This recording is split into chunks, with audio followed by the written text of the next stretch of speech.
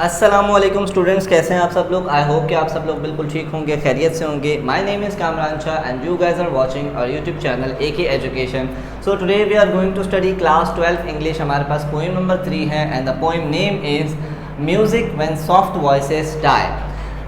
तो ये पोएम लिखी है हमारे पास पर्सी बाय शेली ने। और पोएम स्टार्ट करने से पहले हमने स्टार्टिंग में थोड़ा सा ओवर रिव्यू लेना है पोएट के बारे में, और इस पोएम की थीम के बारे में हमने पढ़ना है कि पोएम में हमें पूछा क्या जा रहा है और बताया क्या जा रहा है, ताकि अगर एग्ज़ाम पॉइंट ऑफ व्यू से आपको इस पॉइंट से रिलेटेड कोई कुछ आए तो आप वो उसका आंसर आराम से कर पाएँ। तो सबसे पहले music when soft voices die का मतलब क्या होता है। मौसीकी, म्यूज़िक मतलब मौसीकी। व्हेन सॉफ्ट वॉइसेस डाई, जब सुरीली आवाज़ें या मधुर आवाज़ें मर जाती हैं। ठीक है, अब इस पोएम के पीछे मकसद क्या है वो हम सबसे पहले देख लेते हैं। पर्सी बाय शेली इस पोएम के लिखने वाले हैं, पोइट हैं। एंड पर्सी बाय शेली जो हैं वो रोमांटिक एरा से बिलोंग करते हैं, जहाँ से लास्ट टाइम हमने जो पोएम पढ़ी थी जो सॉलिटरी रीपर, विलियम वर्ड्सवर्थ की तरह ये भी रोमांटिक एरा से जो है वो बिलोंग करते हैं। और जो पर्सी बाय शेली हैं चार रोमांटिक एरा के चार फेमस पोइट हैं, जिसमें पर्सी बाय शेली भी शामिल हैं, जिसमें हमारे पास जॉन कीट हैं, पर्सी बाय शेली हैं, विलियम वर्ड्सवर्थ हैं और बायरन हैं, जिसमें टॉप पोजीशन पे विलियम वर्ड्सवर्थ मौजूद हैं। तो पर्सी बाय शेली रोमांटिक एरा के पोइट हैं। अगर हम इनके मज़हब से रिलेटेड बात करें तो स्टार्टिंग में क्या थे, ये क्रिश्चियन थे, ईसाइयत से ही ताल्लुक़ था इनका, लेकिन बाद में अथीस्ट बन गए थे। अथीस्ट में आपको पहले भी बहुत दफ़ा बता चुका हूँ कि अथीस्ट का मतलब क्या होता है। The one who doesn't believe in any God, वो शख्स जो किसी खुदा पर भरोसा नहीं करता, उसको हम अथीस्ट कहते हैं। तो पर्सी बाय शेली भी पहले क्रिश्चियन थे, लेकिन बाद में क्या बन गए, अथीस्ट बन गए। थीम की बात करें तो इस थीम का मतलब क्या है। थीम है permanent nature of love and beauty. This poem is basically जो है किसके बारे में है, permanent nature of love and beauty. आजकल अगर हम देखें हमारे लिए ब्यूटी का मतलब कुछ और है और लव का मतलब कुछ और है। ब्यूटी हम आजकल के दौर में गॉर्जियसनेस को देखते हैं, और लव का मतलब हम अट्रैक्शन ले लिया है हम लोगों ने। बेसिकली अगर हम बात करें तो जो रोमांटिक एरा के जितने भी शायर हैं, ये परमानेंट नेचर ऑफ उस खूबसूरती और उस मोहब्बत के ऊपर लिखा करते थे जो कि हमेशा रहने वाली है। ठीक है, जैसे मान लेते हैं ब्यूटी की अगर हम बात करें तो आजकल हमें कोई बहुत ज़्यादा खूबसूरत नज़र आता है तो हम ये कहते हैं कि ये बहुत ज़्यादा ब्यूटीफुल है, लेकिन ब्यूटी का मतलब ये नहीं होता। ब्यूटी का मतलब ये है, मैं आपको एक एग्जांपल देता हूँ कि आपकी मदर अगर उनकी एज 100 साल है, उनके फेस पर झुर्रियाँ बढ़ चुकी हैं, वो बूढ़ी हो चुकी हैं, लेकिन फिर भी वो आपके लिए ब्यूटीफुल हैं। ठीक है, तो ये है परमानेंट ब्यूटी, ये है हमेशा रहने वाली ब्यूटी आपके लिए जो कि है। और लव आजकल हम अट्रैक्शन समझते हैं, लेकिन अट्रैक्शन बिल्कुल नहीं होता लव का मतलब। कि उसी की एग्जांपल मैं आपको फिर से देता हूँ कि आपकी मदर अगर 100 साल की भी है, तब भी आप उनसे उसी तरीके से मोहब्बत करोगे जैसे आप उनसे पहले करते थे। आजकल के दौर में क्या होता है, किसी खूबसूरत शख्स से या जो है अच्छे दिखने वाले शख्स से हमें अट्रैक्शन होना शुरू हो जाती है।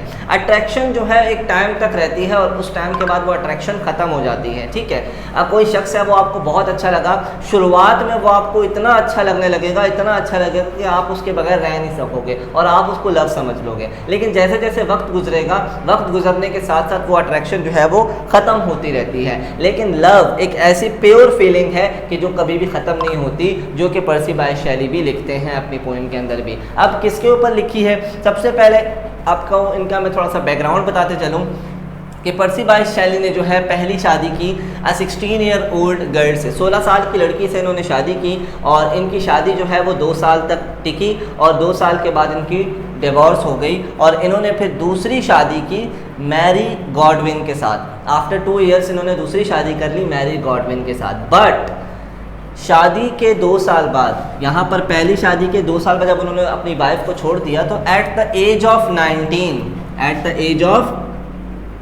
19 जो पहली बीवी थी उनकी, उसकी डेथ हो गई। अब किस सदमे में आकर डेथ हुई कि उन्होंने जो है पर्सी बाय शेली ने उनको छोड़ दिया और उनकी डेथ हो गई। इस सदमे में आकर उनकी डेथ हो गई। ठीक है, लेकिन जब उनकी डेथ हुई तो पर्सी बाय शेली को ये बात इतनी ज़्यादा नागवार गुजरी, उनको वो इस चीज़ के लिए ख़ुद को जो है वो कसूरवार ठहरा रहे थे। हमेशा वो ये अपने आप को ब्लेम करते रहते थे कि इनकी जो पहली वाइफ की डेथ हुई है वो इनकी वजह से हुई है, तो ये बात उनको हमेशा खटकती रहती, ठीक है।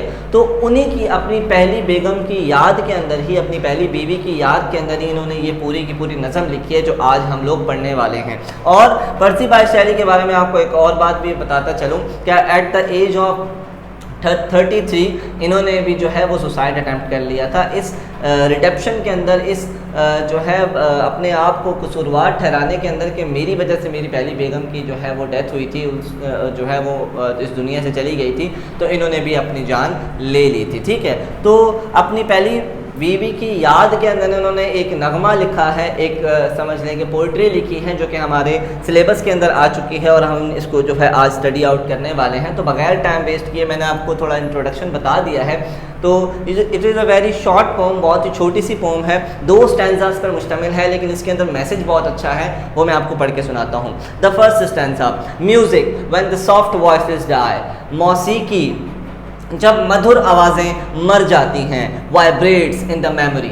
यहाँ पर पहली 2 लाइन के अंदर ये बताया जा रहा है कि जब हमारे अपने, जब जिनसे हम बहुत ज़्यादा मोहब्बत करते हैं, जिनसे हम बहुत ज़्यादा चाहत है हमारे दिल में, जो हम चाहते हैं कि हमारे हमेशा करीब रहें, जब वो इस दुनिया से चले जाते हैं तो उनकी आवाज़ें हमारी मेमोरी के अंदर वाइब्रेट करती हैं, उनकी आवाज़ें हमारे दिमागों के अंदर घर कर जाती हैं, हमें उनकी आवाज़ नज़र आने शुरू हो जाती है, वाइब्रेशन होना शुरू हो जाती है हमारे माइंड के अंदर।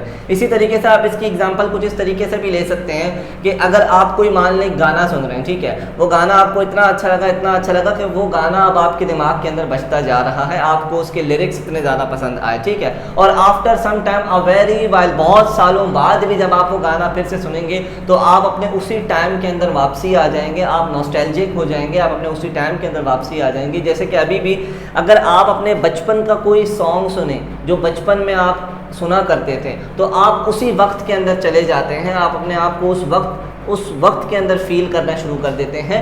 तो यहाँ ये पहली लाइन के अंदर ये बताया जा रहा है, बेसिकली जो पर्सी बाई शेली हैं वो अपनी वाइफ को याद करते हुए ये बोल रहे हैं कि जब आपके प्यारे इस दुनिया से चले जाते हैं तो उनकी आवाज़ें हमारे जहनों के अंदर वाइब्रेट होती हैं। ऑडियर्स व्हेन स्वीट वॉयलेट सिकन, मीठी खुशबू वाले फूल जब मुरझा जाते हैं, ऑर्डर मतलब खुशबू और स्वीट वॉयलेट जो है वो फूलों की एक टाइप है, सिकन जब मुरझा जाते हैं, जब मीठी खुशबू वाले फूल मुरझा जाते हैं, live with in the sense they quicken, तब भी वो हमारे जहनों के अंदर जो है वो जहन नशीन हो जाते हैं, हमारे जहनों के अंदर लंबे अरसे तक रहते हैं। मान लो कि अगर आप गुलाब का फूल सूंघते हैं तो काफ़ी टाइम तक आपके माइंड के अंदर गुलाब के फूल की जो खुशबू है वो रहती है, हालांकि वो आपसे दूर जा चुका होता है। पहला स्टैंजा में हमें ये बताया जा रहा है। सेकंड स्टैंजा स्टार्ट करते हैं। Rose leaves when rose is dead, rose की पत्तियां, गुलाब की पत्तियां जब मुरझा जाती हैं, गुलाब की पत्तियां जब मर जाती हैं तो फिर भी वो हमारे जहनों के अंदर ही रहती हैं। And are heaped for the beloved bed, और गुलाब के पत्ते जब मुरझा जाते हैं, गुलाब के पत्ते जब पत्तियां पंखुड़ियां उसकी टूट जाती हैं, are heaped for the beloved bed, तो वो बिलव्ड बेड का यहाँ पर मतलब है असल बेड की बात नहीं हो रही, बिलव्ड बेड का मतलब यहाँ है कब्र। यहाँ बताया जा रहा है कि गुलाब की पत्तियाँ जब टूट जाती हैं, गुलाब की पत्तियाँ जब उखड़ जाती हैं गुलाब से, तो उनको हम अपने प्यारों की कब्र पर सजा कर आते हैं। यानी दूसरे स्टैंजा के अंदर भी अपनी बेगम की याद के अंदर में ये लफ्ज़ गा रहे हैं और बता रहे हैं कि वो किस तरीके से अपनी बीवी की कब्र के ऊपर फूल रख कर आते हैं। And so thy thoughts when thou art gone, और इसी तरीके से तुम्हारे ख्यालात भी मेरे जहन के अंदर मौजूद हैं, हालांकि तुम जा चुकी हो। अपनी बीवी के बारे में ये कह रहे हैं कि वो दुनिया से जा चुकी है, लेकिन उसके ख्यालात आज भी इसके जहन के अंदर मौजूद हैं। Love it shall slumber on, जबकि और इसकी जो मोहब्बत है वो उसके दिल में हमेशा घर कर चुकी है, यानी कि वो उसको भुला नहीं पा रहा और उसकी मोहब्बत, उसका जो लव है उसके दिल में वो बढ़ता ही जा रहा है। Basically this is the permanent nature of beauty and love, इसी को कहते हैं परमानेंट नेचर, कभी ना ख़त्म होने वाली मोहब्बत या कभी ना ख़त्म होने वाली मोहब्बत या खूबसूरती जो कि उसको अपनी बेगम से हुई थी और उसकी डेथ के बाद वो अपने आप को इतना रिग्रेट में था, इतना दुख में था, इतनी परेशानी के अंदर था कि एट द एज ऑफ 33 उसने जो है खुद अपनी ज़िंदगी अपने हाथों से ले ली और वो सुसाइड जो है उन्होंने अटैम्प्ट कर ली। हालांकि बहुत बड़े शायर थे, बहुत इनका नाम था,